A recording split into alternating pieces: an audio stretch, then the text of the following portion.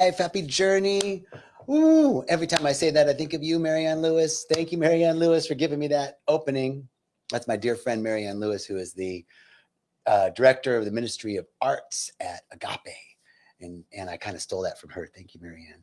Hey, everybody, welcome. Hey, what's up? Good to see you guys. Hello, hello. Welcome, welcome, welcome. Stream on in, pull up a chair, sit down, and let's have a talk. I want to tell you about what's going on at Rhythmia today, and then I want to tell you about this idea of acceptance or improvement, right? There's like this fundamental irony to wanting to improve, because the wisdom is that you're perfect just as you are, right? There's nothing wrong, and yet I want to get better. There is something wrong. So there's this contradiction. So I want to talk about that today. But first, man, hey, everybody over here in Instagram world. Hey, everybody over here in YouTube world and Facebook world. I'm so glad that you're joining. Welcome, welcome, welcome. All right. So guess where I'm at? I'm at Rhythmia. Hey, Diego, great to see you. Hey, everybody. Woo, Nikki, Evolutionary, Raw, Candy. Who else is over here? Hey, everybody, welcome. Okay, so Rhythmia, man, I got to teach the New Heart Afterglow class today. What a joy. What a pleasure to teach that class and to talk to everybody and to see where everybody's at. And, you know, today's a day of ups and downs here at Rhythmia. They've had 3 nights of ceremonies so far. And they're going into their last night of ceremony. And some people have gotten their miracle. They've seen who they've become. They merged with their soul. Hey, Nikki, they've merged with their soul and they've healed their heart. Other people haven't done that yet, and they're freaking out like there must be something wrong with me, or they're giving me something different than what they're giving the other people, or it always happens for everybody else, but it's not going to happen for me. That's the way it always is, right? Well, it's all perfect. It's all perfect because what's happening is what's happening here at the retreat is exactly what happens in life. It's exactly what happens in life. So, hey, sister, Milor, great to see you. So I got to talk to these people today. I got to teach this class and to see that everybody's on their path. Everybody's on their own journey, and it's their journey. And I was talking to someone who, you know, feels like she's not getting it, and tonight's the last night, and you know, that's such a familiar feeling to her.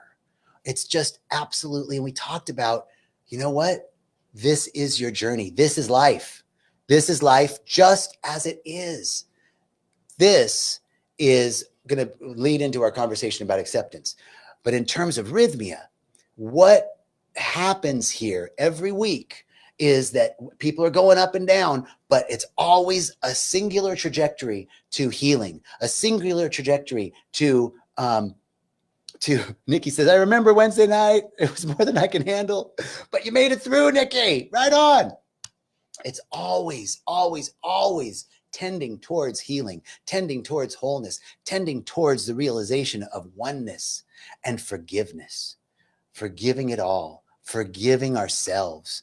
And when we can do that, life shifts radically in 1 week.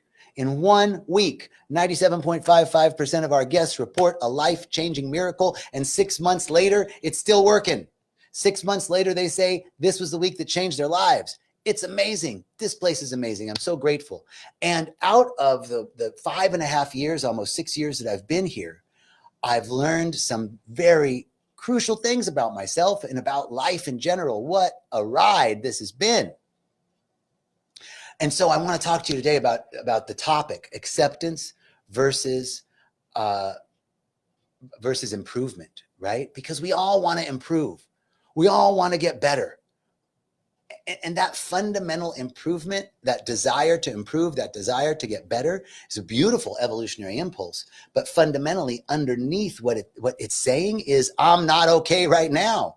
What's happening right now isn't enough. I'm not good. The situation isn't good. I'm not enough. The situation isn't enough. And that is the fundamental piece that keeps us locked in the old pattern. That's the irony of self-help. That's the irony of wanting to improve, is that fundamentally we want to get to a place of acceptance that everything's okay just as it is, but we want to improve our lives, and we're getting caught in this loop. It goes back to the earliest myth, not the earliest myth, but one of the foundational myths of Western Judeo-Christian culture is Genesis. and the apple and the snake and Adam and Eve, right? That's when original sin entered the world. Well, let me tell you something. There's no original sin. There's just original guilt, which is exactly what's happening when we say now isn't enough. I want to improve. I need to get better, right? I'm not talking about this is the thing. We want to get better. We want to improve, but we also have to be in a place of acceptance. Here's how guilt works. That's guilt. That's shame. That thing that says I need to improve is our original guilt. There's no original sin. There's only original guilt, original shame. And here's how it works. The snake said to Eve, if you eat of this fruit, you'll be better than you are now. Boom. Oh my God, I'm not good now. I'm bad now. There it is. It wasn't even taking a bite of the apple. It wasn't taking a bite of knowledge. It was the guilt. It was the guilt that the guilt trip that the snake laid on Eve. And we're repeating that guilt trip. That's a foundational myth in the Judeo-Christian Western culture that says there's something wrong with you. There's something wrong right now. You need something to make you better. And actually, that's the fundamental piece of any spiritual thought leader like myself, anybody who's trying to improve the lives of our clients or our patients. Rhythmia, we're all saying the same thing. Do this and you'll be better, right? That's the guilt trip. Now, that doesn't mean we don't want to improve. That doesn't mean there's not things to it. It doesn't mean there's not an expansion of our consciousness. But there's a difference in saying an expansion of consciousness versus I need to get better. Getting better is there's something wrong right now. An expansion is just more of what you already are. So acceptance or improvement. Acceptance leads to improvement. But, Carl Jung, was writing a letter to clergy and one of the things that he said in this letter to the clergy was we both, whether you're a clergy or a psychologist, we both want to improve the lives of our patients. And here's the thing. He says that if we really want to improve the lives of our patients, the only way to do that is through acceptance. That acceptance is the only thing that heals. Guilt, shame, condemnation never heal. Acceptance is the only thing that heals.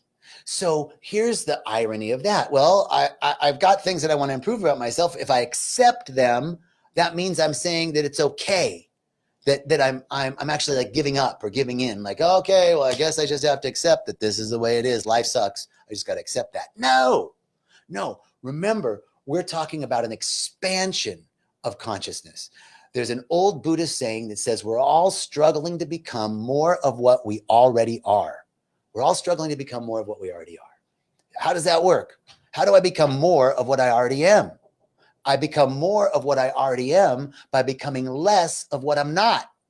That's how it works. It's a reductive process, not an additive process. I don't need to become something else. I need to become less of all the shit that I'm not, all the shame, all the blame, all the guilt, all of the negativity, all of the downward spiral, all of the negative thought, all of the rumination. That's what we're not. We need to become less of what we're not so that we can become more of what we are. And it's not about getting rid of anything. It's really about dissolving those parts of us that appear to be separate. We want to dissolve them back in. We don't want to get rid of them. That's more separation. In fact, there's a fundamental principle that who you are right now is perfect, whole, and complete, no matter what. No matter what you said, no matter what you did, no matter what your family lineage is, no matter what your bank account is, no matter what your assets are, no matter what, you're perfect, whole, and complete, just as you are.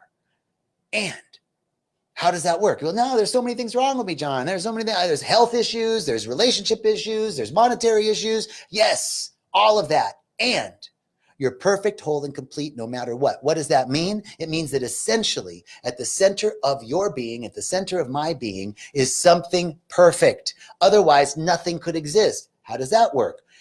There is, let's call it the life force. Let's call it the force of life itself. There's something in you that at the point when you die, that life force leaves your body.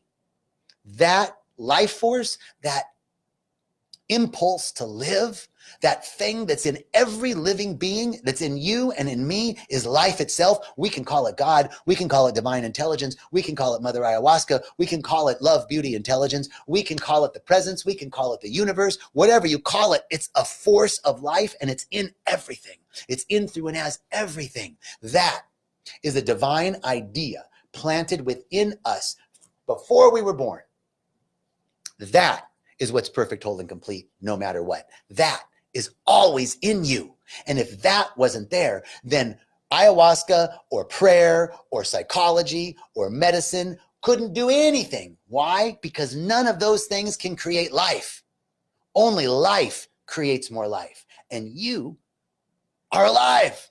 You already have it in you. You already have the impulse in you. So acceptance then comes to the point where we say, I accept myself just as I am, exactly as I am. There's no better me. There's no better job. There's no better husband or wife or boyfriend or girlfriend. There's no better day. There's no better retreat. There's no better ceremony. There's no better anything than what we have right now. Why? Because what we have right now is all we have. This is it.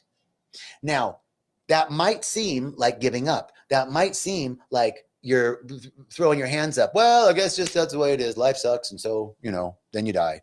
No, because it's from a place of acceptance that we can actually begin to observe those things that aren't us. Those old stories, those old narratives, those old beliefs, limiting thoughts, points of view, perspectives, opinions, judgments. Those aren't us. Those are thought forms. Those are thought forms that have nothing to do with us. And so, what happened there? Are you guys back? Hello, come on back. All right, I think we're coming back. So those are thought forms that have nothing, that are not us. It's like Reverend Michael uses a beautiful example of the ocean and the stuff that's in the ocean, right? We are like the ocean. We're this sea of consciousness. And then inside of the ocean, there's shipwrecks and rocks and seaweed and fish poop and, gold coins from the Spanish Armada. All that's not the ocean. That's the content of the ocean. That's not the ocean. And so in the same way, our thoughts, our perspectives, our judgments, our opinions, our points of view, our narratives, our limiting beliefs are the content of our consciousness, but they are not us. We are consciousness. We are that thing that's perfect, whole, and complete no matter what. We're that perfect iteration of the divine that's inside of all of this stuff that's not us. And so the process of acceptance isn't wringing our hands and giving up. It's actually coming to a place of acceptance of what's so. Because what's so, right now, what you're experiencing and what I'm experiencing is a condensation of our previously held opinions, thoughts, perspectives, points of view, judgments, and beliefs. So if this moment is a condensation of what we were previously thinking, because we all know the spiritual principle, what we think about, we bring about, that our thoughts become things, that what we are believing, we're actually creating. And that is a spiritual principle. That's a spiritual principle of manifestation, from the invisible to the visible, from the formless to the formed. Always the idea precedes the form. Always the consciousness precedes the material expression of it. Einstein gave us the special theory of relativity, where he discusses that energy becomes matter. E equals M. Energy equals mass or matter. Energy slowed down becomes matter. This is slowed, stored energy. Energy sped up matter sped up becomes energy. So the process of manifestation works from the invisible to the visible, from a thought to a thing. In the beginning, there was the Word, and the Word was with God, and the Word became flesh. In the beginning, there was an idea. In the beginning, there was an impulse. An idea is an electrical impulse in the brain. In the beginning, it was the Big Bang. That was an impulse. And from that impulse, things were vibrating very fast. And then gradually they slowed down and congealed into form. They moved from energy to gases, to planets, to stars, to galaxies. All right. This is the process of manifestation. So this now moment is a condensation of what we've been thinking about previously. And if this now moment is a condensation of what we've been thinking about previously, then acceptance of this now moment, we can't do anything about it. It's this moment now is old news. It's a condensation of the past. It's the formulation of the past taking form now. So if that's the case, then right now what we're thinking, what our thoughts right now will be a condensation of the future. So our alchemy comes in our acceptance of this now moment, our acceptance of what's so in this moment. That's not capitulating. That's not throwing our hands up. Life's a bitch. I guess that's the way it's always going to be. No, that's coming to a fundamental realization that right now is all there is. That right now there's that thing in me that is perfect, whole, and complete. The life force itself, the divine idea that's in me. And that's the thing. That's the thing that's going, that as I acknowledge it, it reveals more of itself and extends itself out of me. So what we think about now will outpicture itself in the future. So acceptance of the now moment is actually the way to improvement. That's the way we get out of that original guilt trip, that original shame, that there's something wrong, that right now who I am isn't enough. Right now who I am isn't, I'm not successful. I'm not lucky. It doesn't happen for me. Other people getting further ahead. Don't waste 1 second comparing your worth to someone else's net worth. No. I tell you, it's so easy to get caught. Don't waste 1 minute. I was reading this book called, The Monk Who Sold His Ferrari, and they said that every moment that you are thinking about someone else's dreams, you're taking energy away from your own. So we must step into this now moment in full acceptance of ourselves, acceptance of what's so, acceptance of life just as it is. This is life. What you're living right now is life, whether you're ill or healthy, whether you're rich or poor, whether you're happy or sad. This is it. This is what it is to be human. This is what it is to have this human incarnation. And as we accept what's so, we then actually have the power to transform, to go beyond our current formation in acceptance, because acceptance is the only thing that heals. Condemnation never heals. Shame and guilt never heal. Giving yourself a guilt trip, has that ever motivated you? I mean, it might get you a little way, but then it peters out. It's not enough to carry you through. But radical self-acceptance of this moment, there's no better me. There's no better you. There's no original guilt. There's no original shame. There's just you. And deep inside you is that essence of perfection. And as we travel through life, a lot of crap is glommed onto us that's not us. Stories, thoughts, beliefs, limiting ideas, perspectives, opinions, judgments, points of view, all of that stuff, others and our own, that's stuff that's not us. It's the content, but it is not who we are. So as we begin to accept what's so exactly as we are, that this is perfect, that this now moment is all we have, therefore it has to be perfect. This is life just as it is. There's no better life. There's no better anything. In that radical statement of acceptance, we begin to see the things that have been stopping us, and they begin to transmute. And that's all we have to do. All we have to do is observe them. And in observation, they begin to lose their power. They lose their power. So, I think that's it. If you want to improve, accept just what's so. In fact, accept that there's nothing to improve. That you right now, just as you are, have everything that you need within you. You right now, just as you are, have everything that is required for the fullness of the expression of your life purpose, for the fullness of the expression of yourself, your self-expression. And that's what the world needs, is you to be more you, not more of what other people think you should be, more you. How do we get there? Radically accepting ourselves. And in that process of radical acceptance, we begin to observe the patterns that have been keeping us locked in this self-deprecating, self-guilt, self-shame pattern, and it begins to lose its power, and then we can transform beyond our current transformation. Hey, Linda, thank you. Michelle, wonderful, good day. Hey, Amy, thank you. Thank you, everybody. Joy, thank you. Nikki, woo. All right.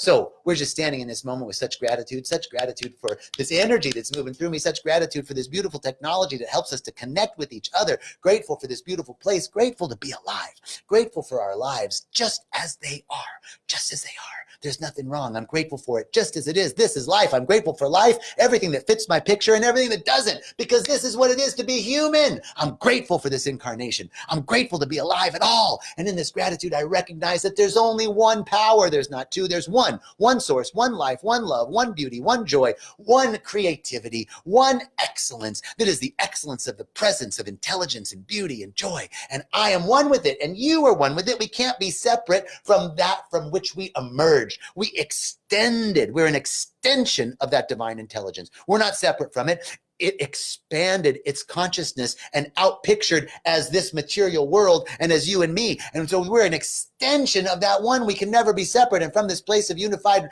awareness that we're one with all of life, that nothing can be against us, then I speak this word for all of us, knowing that each one of us have everything that we need, that all of our needs are met right now. Feel it with me. All my needs are met.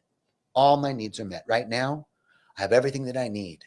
Everything I need within me, all my needs are met. I've been given everything that is required for the full expression of my destiny on this planet. I have everything that I need. All my needs are met. Feel it with me now. All my needs are met.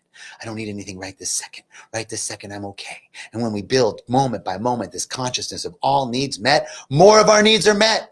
I know for each one that everything is unfolding in absolute perfection, that each one is on their royal road. I'm on my royal road. You're on your royal road, leading us to that indwelling place of oneness, that realization, that ecstatic realization of I am one with everything, and everything is for me. That I live and move and have my beingness in the lavish abundance of the universe, which is constantly working on our behalf. We open to receive unexpected good, unexpected love, unexpected money, unexpected kindness, unexpected joy, unexpected opportunities, unexpected prosperity, unexpected offers, coming in unexpected ways from unexpected places in our lives and the lives of others. We open to receive this good right now because we know it's only good coming for us. We open to receive it. We're taking an oath right now to be open to all the ways that good can come into our lives, all the way that love can come into our lives, all the way that health can come into our lives, all the way that wealth can come into our lives. We're open to receive it. Say right now with me, I'm open. I'm willing to let go of anything that's holding me back from being free, as my brother Chris says. I'm willing. We declare our willingness right now. And in this openness, in this state of radical oneness, radical self-acceptance of all that is, we know that it's already done. It's already in us. We're already perfect, whole, and complete. And so we can say, it is. And so it is. And so it is. And now so be it. Amen. Ashe, aho. Thank you so much. Love you all. Come see us. Come, whatever. Come on down. All right. Have a great day. Many blessings.